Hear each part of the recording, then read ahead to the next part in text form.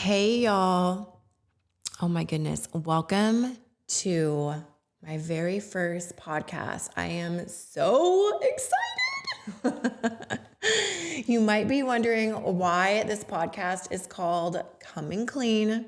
If you've followed me for a while, you know a part of my journey and how I have worked so freaking hard to get where I am in the fitness industry.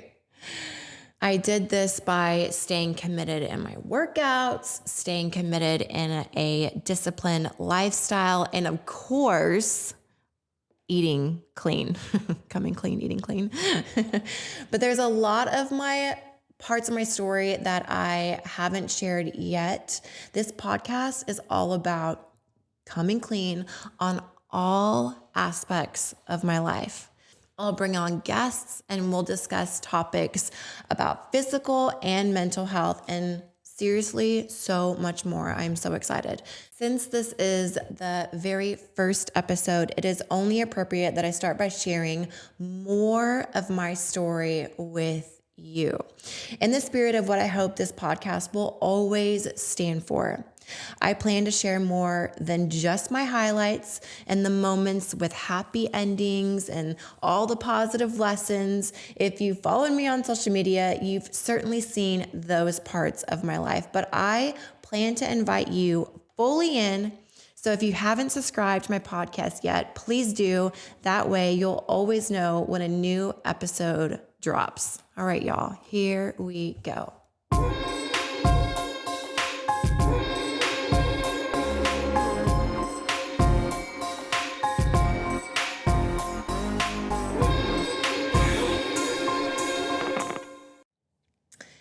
Since this is episode 1 and my podcast is called Coming Clean, I thought it was only appropriate to really dive in and fully get into the nitty-gritty about my story. I'm sure that you've heard tidbits in interviews and on social media, but I really wanted to sit down with you guys and fully dive right in. And I'm going to be reverting to my little iPad over here. Remember, this is my first podcast ever. So I'm going to be kind of skimming through my notes so I don't lose my place. All right, let's dive right in here. So I'm going to take you down past my childhood to birth. I was born in Tacoma, Washington. I was born on an Army base. My dad was in the Army. His dad was in the Army. Basically, my whole family is in the Army. When I was about 1 year old, my mom and dad divorced. And from that moment on, maybe even before, they despised each other. They hated each other. For whatever reason, I don't know whose story is real or truthful to this day, because they both just nitpick and nag at each other, but they've always hated each other. So all my life, it was a battle. It was a custody battle. My mom and dad would just go back and forth, and so would I. I would move back and forth. My mom lived in Minnesota. My dad lived in Oklahoma, and his family lived in Oklahoma, and I would move back and forth. So that alone, the stability of my childhood upbringing was just not there. Because when I would move back and forth, I would have to change friends, change schools, change different, sports associations. So the stability for me growing up was really hard on me. When I lived with my dad and when my dad had custody of me, I would, for the most part, live with my grandmother, who is, I swear, my guardian angel. My dad was a truck driver, so he would be home on the weekends, and then I would live with my grandma during the week, Monday through Friday. And him being a truck driver was also actually a blessing in disguise for me, because my dad struggled with alcohol. And I don't know if he struggled with alcohol because being in the Army was tough and challenging on him, and his dad was in the Army, so my grandpa was very stern and a little cold. So I don't know if all of these factors in my dad's life, kind of drove him to drink. But when my dad would drink, he would kind of forget about his actions, his words. So he was not only emotionally abusive, which it's so hard for me to talk about, but he was physically abusive and verbally abusive, so much so that at one point I actually, sadly, had to call the police on my dad, and I had to put him into jail because I was afraid of his actions, and I didn't know what was going to happen if I didn't have someone there to help me. And what was even more tough, the next day I had to go visit him in jail. And it's like he completely forgot what had happened. And in the moment of what had happened, he had told me if the policeman didn't take him to jail, he didn't know what he would do to me. And that was such a scary point in my life. And so from that moment on, I continued to not only move back and forth, but I moved in with family friends, like families that were friends of my families that weren't, my family. Relatives helped me out. I mean, I just bounced around. I wouldn't call it foster care, but I was living with families that weren't mine. And bless them for taking me in. But from that moment on, when I was about 15, I knew that if I was going to do something with my life, I needed to kind of take matters in my own hands. And when I turned 16 years old, I moved out on my own. And my aunt, actually, my brother's sister, co-signed for me to get my own apartment and to move out. See, when I lived with my mom, it was a struggle because my mom lived with my grandma, and we had, I have two brothers. I have two half brothers. So my mom's, but not my dad's. So, when I lived with my mom, it was my mom, her boyfriend, my grandma, my two brothers, and we lived in a single wide, and it was just also a very unstable environment. So when I was 16, I moved out and I got a few jobs. I was working, the 16-year-old jobs, tanning salon, the mall, just doing odd end jobs, trying to make ends meet. When I was about 20, I got mixed up with the wrong crowd, going out, getting into clubs before I was 21. And fast forward to a few years later, I kind of was looking at my life and I was just headed nowhere quickly. I had no purpose. I had no direction. I felt lost. I didn't have parents that were like, go make something of yourself, be a doctor, or, go to college and do this and that and whatever. So I did end up enrolling in school. And as I was working jobs, enrolling in school, in being in school, this guy that was a hairdresser came up to me and he wanted to open his own gym in Oklahoma. And he was like, I see this girl going to school. She's going out. She's working multiple jobs. Like, she's got drive. She's got ambition. I'm going to ask her to do a bikini competition. So I entered in my first bikini competition. I trained for 4 months. That was back in 2012. And I entered in Ronnie Coleman in Dallas, Texas. And I ended up placing second place. And from there, I was on cloud 9. I was like, holy moly, I just got second place in the show. I finally feel passionate about something. Like, this is what I've been missing in my life. I've been missing this like fire and desire to do something and to wake up every day and to feel alive. I was lacking that for a very long time. So from there, I ended up doing multiple shows, only to place a little bit less and a little bit less until I was nearly last. I remember my last show, I was last call out, which means you are basically almost last place. And from that moment on, I realized maybe bikini competitions just isn't my thing. But I was like, this fitness lane, this fitness journey that I'm on, this is something that I'm passionate about. This is something that is lighting a fire in me every day. So much so that I shadowed Scotty to get certified in personal training. I started training clients. I was like, this is my direction. This is my purpose. This is my path. This is what I want to do. But how can I do this and grow in the fitness community without doing bikini competitions?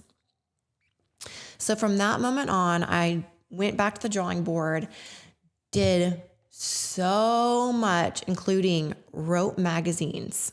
And what do you know? In 2014, Women's Health Magazine wrote me back and they were like, we would like to interview you to be in our magazine. What? I'm a small town girl from Oklahoma. When I lived in Minnesota, my town was 2,500 people, and Women's Health wants to interview me. Like, holy moly. I ended up borrowing money from my aunt, going up to New York, interviewing with them, only for them to say, well, are you represented by an agency? I was like, an agency? I'm from Oklahoma. Like, I don't even think we have agencies there. They sent me, believe it or not, to an agency because they were like, okay, if we would hire this girl, then we want to try to help her, further her career. They sent me to an agency. I remember I talked to a guy named Topher. He asked me if I had a picture portfolio. No, I did not know what a portfolio was. And he kindly turned me away and I went back to Oklahoma. From there, it gave me an idea. I was like, okay, well, I need to get a portfolio together. I need to get photos. So I went online. I figured out how to make a portfolio. There was a website called modelmayhem.com. It's a website where photographers and models could go on and collab, whether it be for free, for traded photos or whatnot. I went on there and I started to make a photo portfolio. I took those photos and I made a comp card. I went to Olympia and I passed out my comp cards. A year later, I don't know what did it, but a year later, I had Shreds, which was one of the biggest, fastest growing supplement companies on social media, reach out to me to be the face of their company. That year, after I was the face of Shreds, I went to Olympia as an athlete. I had the biggest banner at Olympia and the longest line. So I went from passing out my comp cards, no one knowing who I was, to having the biggest banner and the longest line. From that moment on, I continued with Instagram and continued to share my journey. And I thought, how much can I grow being in the Midwest? So I had the bright idea to move to California to chase my dreams. When I did that, I didn't tell a soul, my family, my friends, because I didn't want anyone to talk me out of it. I didn't want anyone to get in my head to say, well, if you do that, I don't know if you're going to make it. It's going to be too hard. There's going to be so many people out there trying to do the same thing. And you know what? I didn't listen. I didn't want to listen. I told them the day before I moved, and I moved to California. The funny thing about moving to California is I didn't have much money, and I moved to a town called Pomona. And it's funny, we actually looked up before this episode, and the crime rate is 30% higher in Pomona, California than the national average. So again, I'm from a small town. I moved to Pomona, California. There was crime. There was homeless people. I was so out of my element. I was petrified. I was like, what did I just do? Did I just make the biggest mistake of my life? Seriously, I was in shock. But you know what? I was like, no, you're going to make it. You have no choice. So I just had tunnel vision, head down. That's when I created the Fit in 5 and essentially grew my brand on social media to about 2 million followers at that time. All right, I'm going to revert back to my notes here because I got lost. From Pomona, I saved up enough money and I moved to Orange County. From Orange County, I lived with all of the Shreds athletes in a tall skyrise. I was just, wow. I mean, from living in Oklahoma, I grew up in a single wide trailer to living in a skyrise with all the athletes. It was just, I was like, wow, like I feel like I've made it. But with that success came a tumbling down spiral effect, because Shreds, the success of Shreds, I feel like they became so successful so quickly and maybe didn't know how to keep that momentum going. They crashed as quickly, or if not quicker, than their rise. And because I was the face of Shreds, because I was Shreds, I also got the negative comments, the negative backlash. It was extremely challenging. I thought, wow, my brand is over. I'm done for. How am I ever going to come back from this? It was an extremely challenging time. But I also felt that because of all the toxicity that I was able to navigate through my childhood, I feel like that really made me a person who could overcome adversity and overcome what I was going through. So I was very determined to continue the Paige Hathaway brand past the Shreds downfall. So from Orange County, I moved to LA. And shortly after, I reconnected with Jason. And Jason is someone that I have known since I lived in the Midwest. So I've known him for 10 plus years. And it was a very nice surprise reconnecting with him. And shortly after connecting with him, Presley came into the picture, which was also a awesome, nice surprise, because I always knew I wanted to have kids. I just didn't know when would be the right time, which Jason and Presley, I feel like, is an episode all in their own. And so we'll have to dive into all of that at a later date. Especially pregnancy with Presley and navigating Presley and pregnancy and dealing with my career and postpartum and the body, all of that we'll have to get into on another episode. But touching a little bit on becoming a parent to Presley, because it's definitely an interesting bookend to my childhood. But making sure that I am a great parent to her, being involved in all areas of her life, making sure she feels loved, and making sure she has an upbringing different than mine, I guess you could say. That's one thing that my childhood taught me, is how I want to raise her. And it also taught me how I want to navigate my relationship with Jason, how I want Presley to see our relationship together. It's definitely an interesting story. Looking back at my journey, I often wonder, what was that thing that led me to where I am when so many other people are searching to do the same?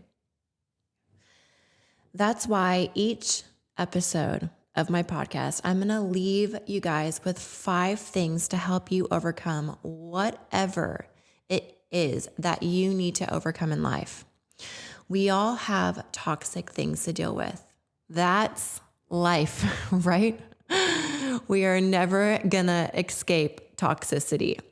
Through all of this, I found I'm uniquely equipped to wade through that toxicity and somehow find motivation and empowerment from it. We all have a choice. what we do when we are confronted with adversity, we all have a choice. What will we do when we're confronted with adversity? We will rise above or allow it to knock us out. I'm hoping this podcast helps you make sure that you always rise above and are able to achieve what you are set out to achieve. It may be 5 ways to market yourself, 5 ways to remove toxic people from your life, 5 ways to transform your daily routine, 5 ways to strengthen your marriage or your relationship, 5 ways to improve your mental toughness, 5 ways to be the parent that you've always wanted to be, or 5 ways to love yourself. I'm not giving advice from the finish line. I'm very much so on this journey with you. Trust me. Let's give ourselves permission to evolve as we fail. This is so important, and to reach even if we come up short. I am so excited, you guys, to take this journey with you. Make sure you please rate and review the podcast to help others find it. Make sure you subscribe and tune in next week for the next episode of Coming Clean with Paige Hathaway.